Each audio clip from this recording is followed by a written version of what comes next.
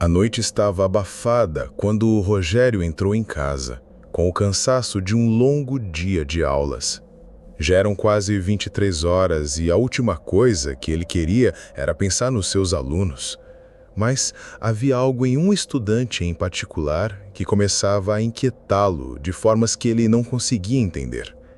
Tiago, com seus 10 anos, parecia mais velho do que realmente era, e não estava nem um pouco abalado quando o professor, meio brincando, o chamou de Pestinha. O que ele não sabia era que o jovem havia mexido com seu carro, fazendo acreditar que um vazamento no tanque fosse um defeito mecânico. Quando o educador reclamou do estrago, o menino apenas riu, como se nada fosse importante. Mas o que mais o assombrava era a maneira como o garoto olhava para ele, como se soubesse algo que Rogério não podia entender. Algo que não estava ali, mas era muito real para ele. No começo, Rogério achou que era uma simples provocação infantil, mas com o tempo começou a perceber que aquele menino não estava sozinho. Ele falava sobre um amigo imaginário, mas não era como qualquer outro amigo de criança. O tal amigo nunca tinha nome, mas sempre estava presente, como uma sombra. Outros estudantes começaram a notar isso também. Era como se todos começassem a se afastar de Rogério de maneira sutil, como se algum tipo de código não dito estivesse sendo passado entre eles. Mas o professor não acreditava em histórias de amigos imaginários até começar a ouvir estranhos rangidos e sussurros vindos das paredes da sala de aula. Aquela manhã começou como qualquer outra. A sala estava um pouco mais fria, mas o educador não achou estranho. Mas os sussurros ele não conseguiu ignorar. Os cochichos entre os alunos foram ficando mais nítidos, mais profundos. Quando Tiago olhou diretamente, um sorriso de canto de boca apareceu em seu rosto, algo que fez o professor engolir seco. Não era apenas um sorriso infantil, mas carregado de algo mais obscuro, algo que ele não podia identificar. Foi então que o menino, com um tom inocente, disse: "Ele vai te encontrar, professor." O educador congelou, sem saber como reagir. "Quem?" O garoto estava ficando cada vez mais estranho. Olhou para os outros alunos, mas ninguém parecia perceber o peso das palavras.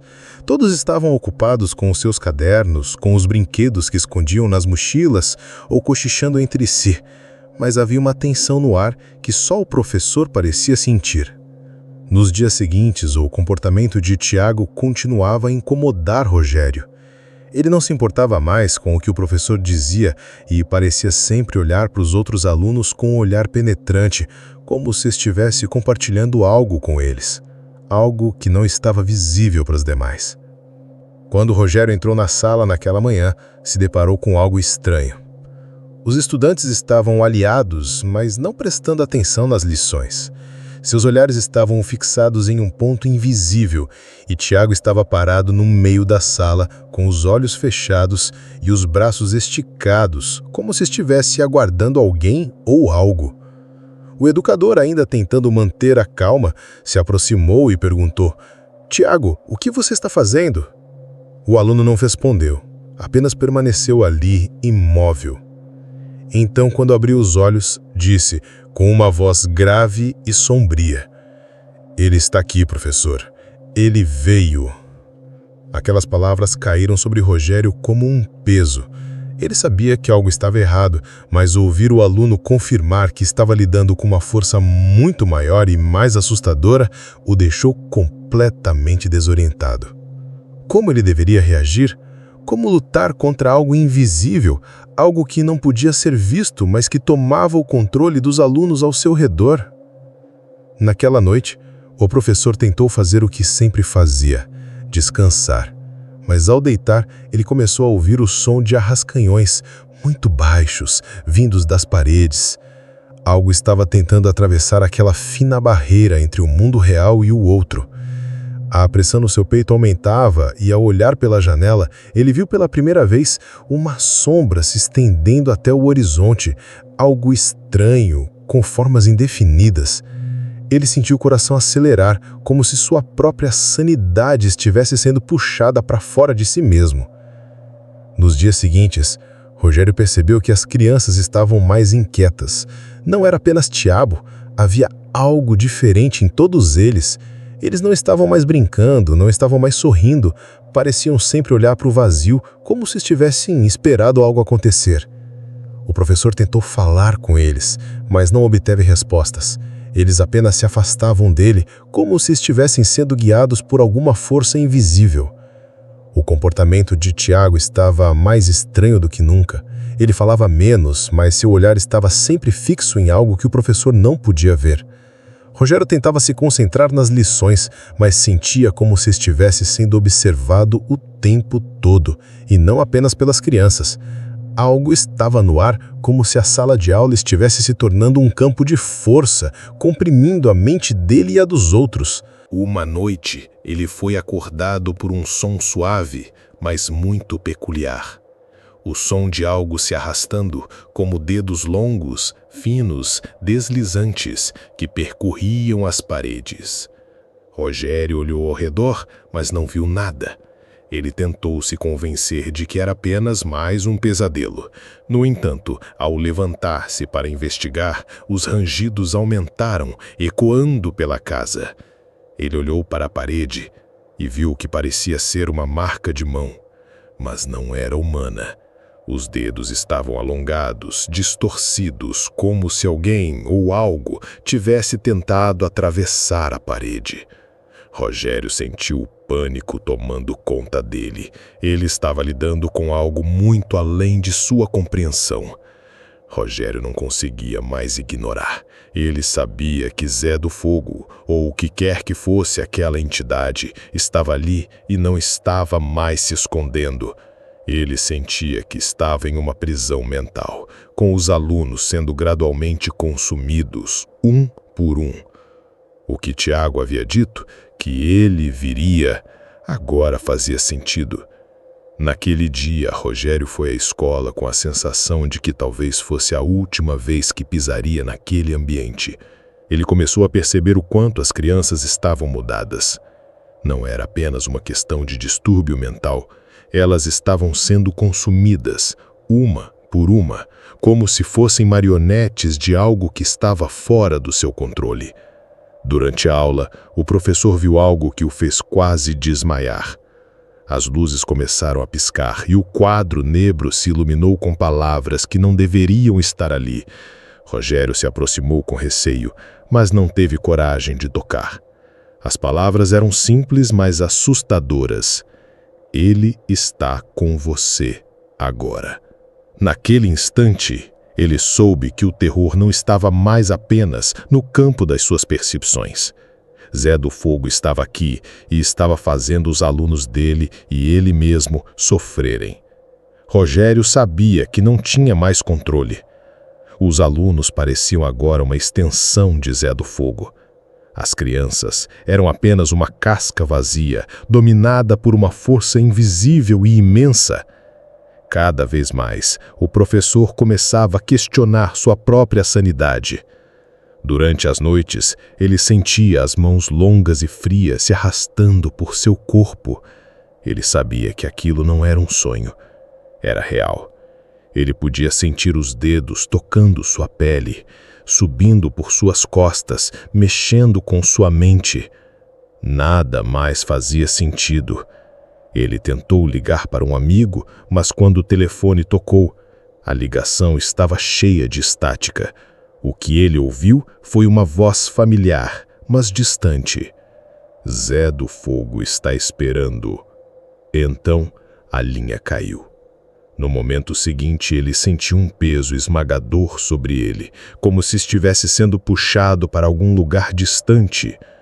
Quando ele olhou para a porta, viu uma sombra se formando, uma figura que se aproximava lentamente. Ele sabia o que viria a seguir e sabia que, dessa vez, não poderia escapar. Rogério não sabia mais o que fazer. Cada passo em sua casa parecia ser um reflexo de sua própria mente em colapso. As paredes pareciam se fechar sobre ele e o ar estava mais denso a cada dia.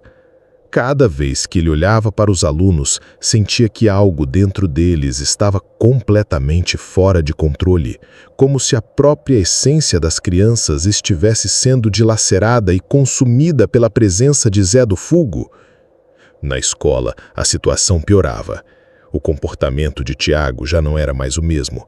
Ele parecia uma sombra de si mesmo, com os olhos vazios, sempre olhando para o vazio como se estivesse em outro lugar. E as crianças ao redor dele? Elas não falavam mais. Elas apenas observavam, como se estivessem sendo guiadas por uma força invisível. Naquela tarde, o educador tentou, em desespero, enfrentar o que estava acontecendo. Ele foi até a sala de aula e se trancou.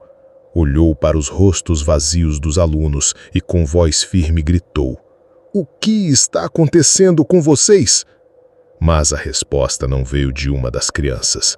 Em vez disso, uma risada baixa ecoou nas paredes da sala. Uma risada que parecia vir de todos os lados, de todas as sombras. Era Zé do Fogo. "Você realmente acha que pode nos salvar, professor?" A voz era profunda e sombria, como se estivesse saindo das próprias paredes. "Você não entende.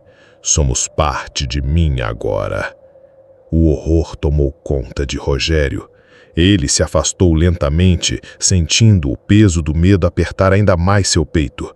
Ele sabia que estava lidando com algo que não poderia controlar. Zé do Fogo tinha total domínio sobre aquela sala, sobre as crianças, sobre tudo. As noites de Rogério começaram a se transformar em um pesadelo constante. Ele tentava se convencer de que tudo não passava de uma alucinação, mas a cada novo dia as evidências diziam o contrário. Durante uma dessas noites, ele acordou com um estalo vindo do corredor. Levantou-se lentamente, tentando não fazer barulho. Mas quando passou pela porta do quarto, viu algo que nunca poderia imaginar. Zé do Fogo estava ali, no escuro. A sombra tinha uma forma humana, mas suas extremidades estavam distorcidas, como se estivessem esticando e se retorcendo ao sabor do vento. Seus olhos brilharam em um tom amarelo intenso, iluminando a escuridão ao seu redor. "Eu te avisei, professor." A voz do ser ressoou na mente de Rogério. "Agora você faz parte do jogo." Ele tentou gritar, mas a palavra foi engolida por um frio cortante que invadiu sua garganta. Sua visão ficou embaçada e ele quase caiu no chão. Mas o ser continuou a se aproximar, sua silhueta inconfundível nas sombras. Aquela sensação de impotência se apoderou dele. Ele não sabia como, mas algo dentro dele lhe dizia que Zé do Fogo não seria facilmente derrotado. No dia seguinte, Rogério estava mais cansado do que nunca. Ele sabia que o final estava próximo, mas não sabia qual seria o preço.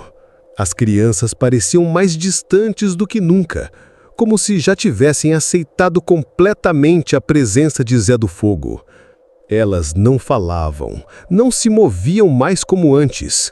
Pareciam apenas esperar o momento em que a entidade faria o seu movimento final. Quando a última aula terminou, o professor foi chamado até a direção. Lá, a surpresa. O diretor, uma figura rígida e severa, estava em pânico. Sua voz trêmula indicava algo grave. "Professor, você precisa ir embora. Não podemos mais esperar." Rogério sabia que algo tinha acontecido. Olhou para o diretor e, em seus olhos, viu a confirmação do pior. O terror já havia tomado conta da escola. Não havia mais como escapar.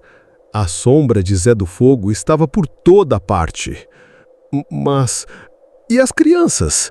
perguntou o professor, tentando não demonstrar seu próprio medo. O diretor olhou para ele impotente. Não podemos fazer nada. Estamos todos... Ele parou, engolindo a própria palavra, incapaz de continuar. Aquele foi o momento em que Rogério percebeu que ele não seria o último a pagar o preço. A sombra de Zé do Fogo havia se espalhado por tudo e todos. Na última noite em que passou em sua casa, Rogério tentou lutar contra o medo, tentando controlar suas próprias emoções, mas Zé do Fogo já havia vencido. Ele sentia os dedos longos da entidade se arrastando por suas costas. Sentia a presença de algo que observava de perto em todos os cantos da sua casa. O educador finalmente entendeu. Não havia mais como lutar. Ele não seria o último. Aqueles que estivessem perto de Zé do Fogo estavam fadados a se tornar parte dele, consumidos por aquela entidade que se alimentava do medo e da dor. Quando o professor olhou pela janela, viu os olhos amarelos brilhando na escuridão, acompanhados por uma risada baixa, mas triunfante. O jogo estava completo.